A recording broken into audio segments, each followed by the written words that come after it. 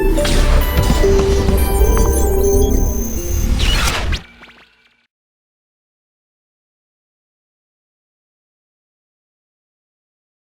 students, welcome to Uplift Education Virtual Classroom Grade 10. The topic we are discussing right now is quantification of elements and compounds, session 2, right? In our last session we discussed about relative atomic mass, relative molecular mass and the atomic mass unit, right? So we said in last session expressing the mass of the atoms and molecules are really difficult as it is really small magnitude. So what we did was we took a very constant value and we express the mass of these atoms and molecule comparing to this constant, right? So we obtain a really most of the time simple constant values.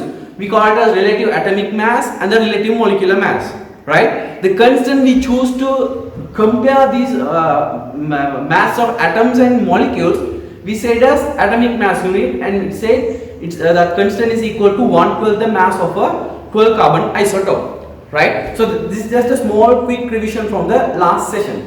The part we are going to do, the topic we are going to discuss today is about the Avogadro constant. Let's have a look what do you mean by Avogadro constant. Let me take the element compound something like carbon, magnesium, sodium and silver. Let me write the relative atomic mass of these elements also. 12, magnesium 24, sodium 23 and silver 108. The thing what we observed was when the mass of the carbon were taken equal to its relative atomic mass in grams. That means when I take 12 gram of carbon, this will contain certain amount of carbon atoms. Let me say it as X. Okay. Similarly, when I take a mass of magnesium in grams equal to its relative atomic mass, that is 24 gram, that also will contain certain number of or certain amount of magnesium. Right? Let me take this Y, right? Let me take this as X, let me take this as Y, and sodium, when I take 23 gram of sodium, that means a mass equal to its relative atomic mass in gram, that also will contain certain number of sodium atoms. Let me take it as Z, right? Okay, so the thing which we observed was here the X, Y, Z were equal in magnitude. The X was equal to Y and it was equal to Z. That means when a mass of any element or when the relative atomic mass of any element expressed in gram, it contains the same number of atoms. So we call it will contain a constant number of particles. So the carbon also contains same number, magnesium also contains same number, sodium also contains same number. Similarly, when I take mass of silver equal to its relative atomic mass in gram, that also will contain the same number of particles as before. So we say that number is equal to constant, right? So similarly, not only elements, even when I consider some molecules, something like, let me choose carbon dioxide, water, ammonia and hydrogen. Let me say the relative molecular mass of carbon dioxide is 44. When I take 44 gram of carbon dioxide sample, we observe it contains a amount of carbon dioxide that was equal in magnitude compared to the same as the elements. That also was a constant and that was equal to previously. Similarly, water we know it has 18. So when I take 18 gram of water, that also contains a certain constant number of water molecules. Similarly, ammonia we know relative molecular mass is 17. When I take 17 gram of ammonia, it contains the same number of particles, right? So what to understand by this Avogadro constant is when a certain mass of an element or a molecule expressed in its relative atomic mass or relative molecular mass in gram, that will contain the same number of particles, or we call it as a constant number of particles. That constant only we give a name called Avogadro constant, because the Avogadro was the scientist who was involved in the research about this constant, right? So for this Avogadro constant we give a symbol of capital L, right? And the Avogadro discovered the magnitude for this constant as 6.022 10 to the power 23. So quite large value, not a really small value. So what we discovered is when we take mass of carbon equal to its relative atomic mass in grams, that will contain 6.02 to 10 to the power 23 number of carbon atoms, right? Similarly, in magnesium, when I consider mass of magnesium equal to its relative atomic mass in gram, that means when I consider 24 gram of magnesium, that will also contain this number of particles. Similarly, in sodium, when I consider 23 gram of sodium, that will contain this number of particles. Similarly, the molecules also same. Not only the given example, whatever the element I consider or the molecule I consider, when I take that sample equal to its relative atomic mass or relative molecular mass in grams, that will contain this number of atoms or molecule respective of what we are taking.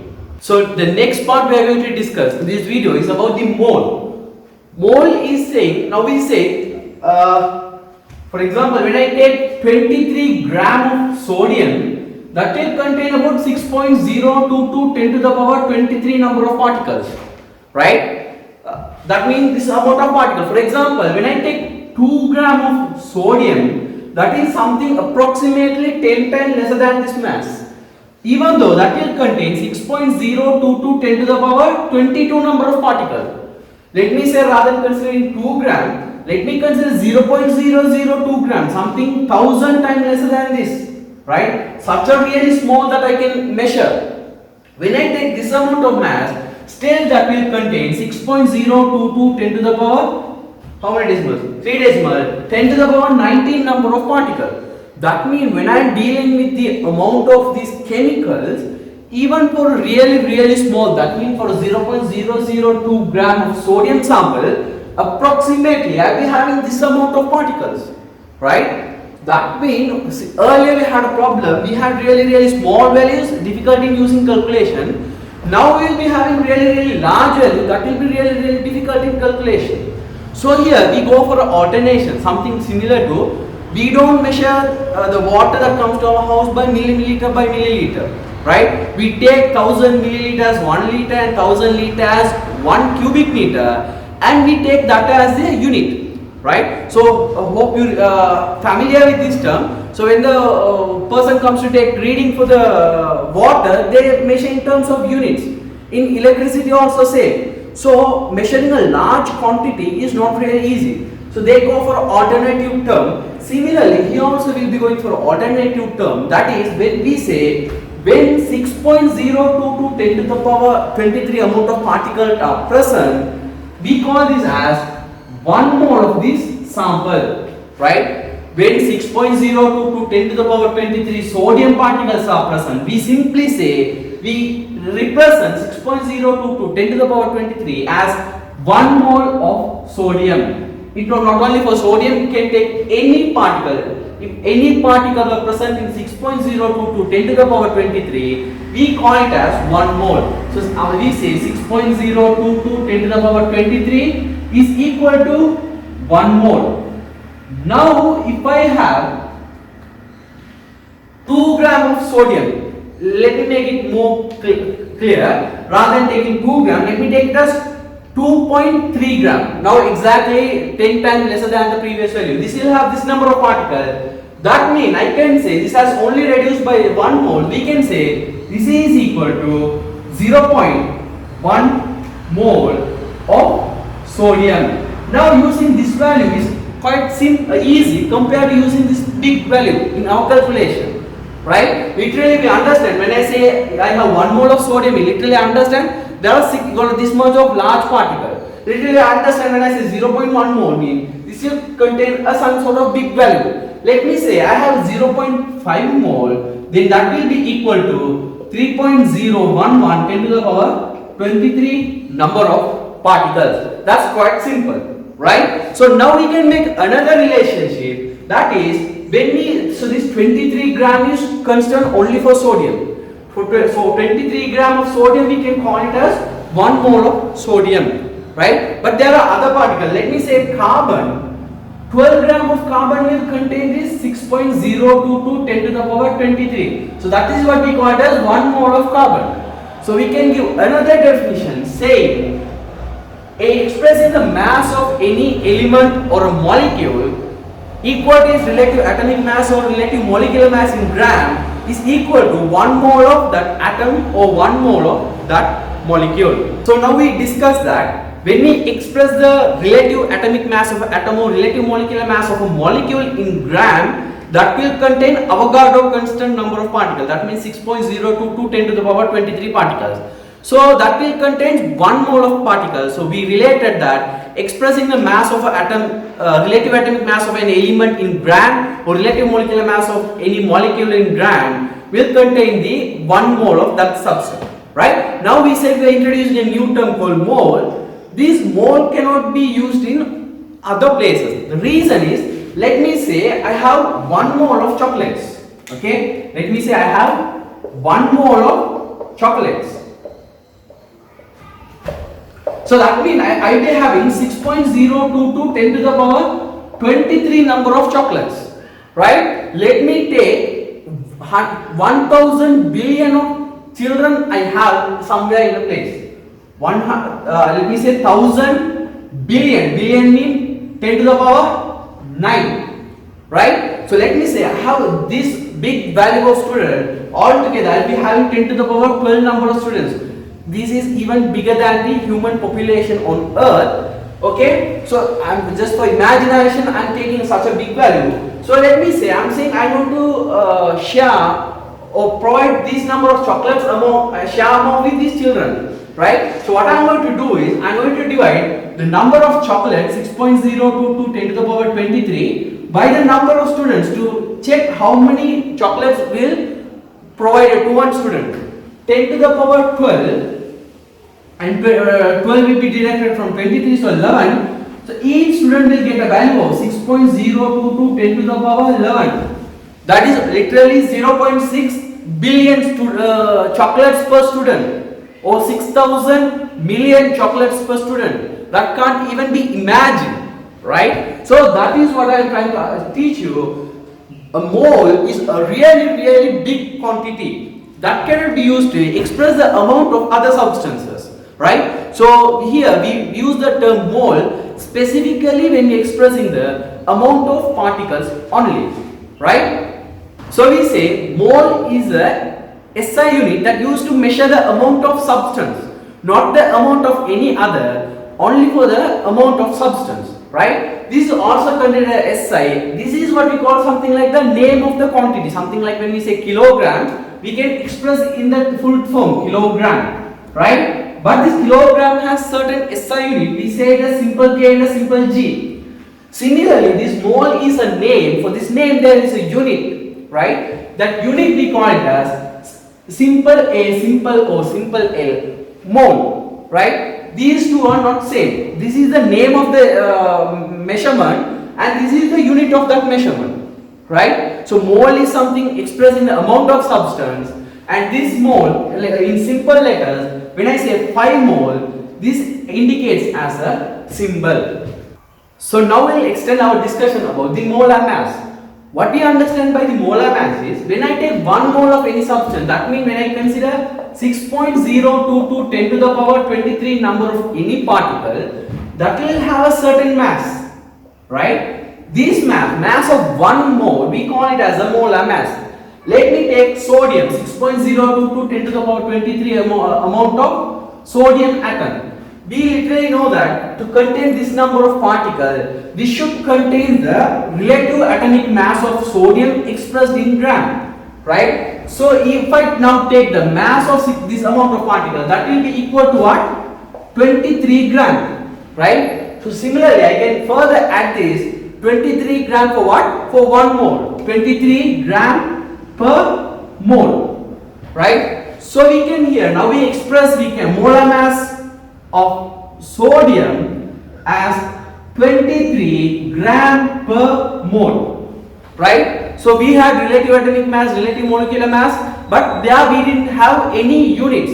But when it comes to the molar mass, it has a unit of gram per mole, right? So using the term molar mass, it's really easy to compare the mass of number of moles we have. For example, when I consider the molar mass of carbon, I have to consider the 6.022 10 to the power 23 amount of carbon. We literally know in order to get this number of particles, the carbon should be, the relative atomic mass of carbon should be expressed in gram. that means the relative the molar mass of the carbon will be 12 gram per mole.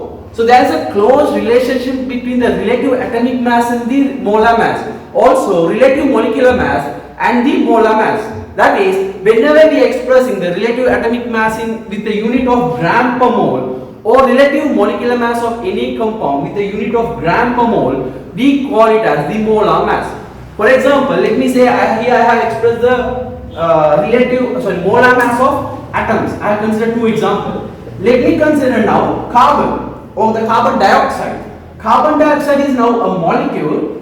The relative atomic mass of carbon dioxide is 44. Therefore, the molar mass of carbon dioxide will be 44 gram per mole. Let me take ionic compound, something like calcium carbonate. When I consider calcium carbonate, first thing I have to do is I have to calculate the relative formula mass of this calcium carbonate.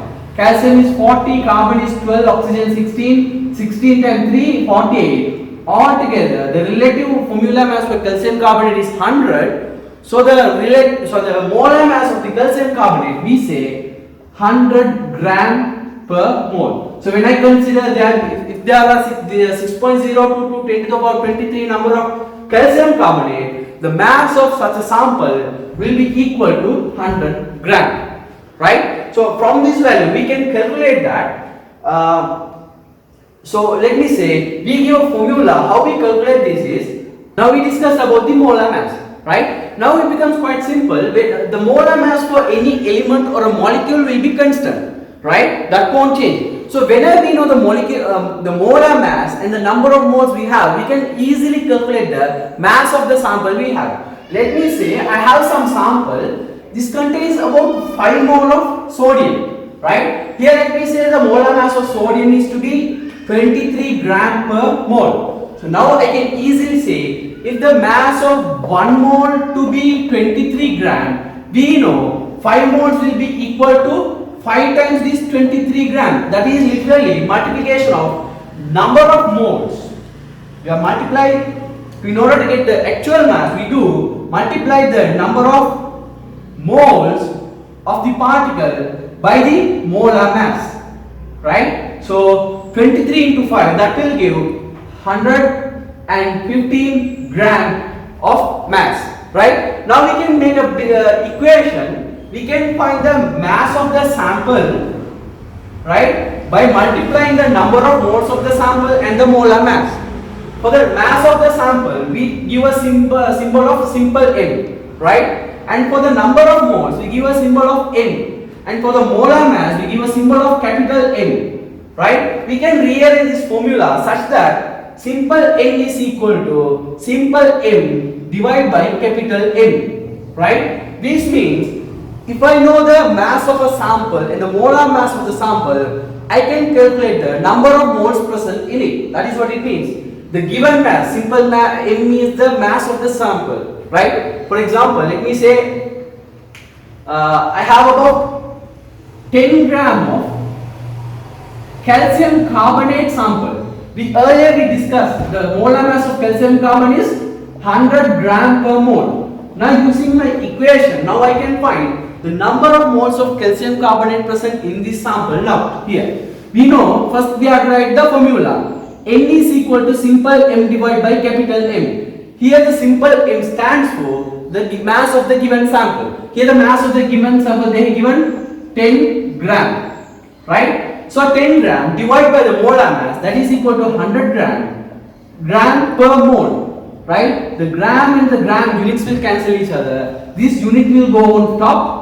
10 divided by 100, this is equal to 0.1 mole, right? Now we can easily find in 10 gram of calcium carbonate sample, when I know the molar mass, I will be having 0.1 mole. Now we can say this is the standard formula for relating the number of moles, mass of the sample and the molar mass. When two factors are given and the third factor is not given, we can really easily find the third factor by rearranging the equation.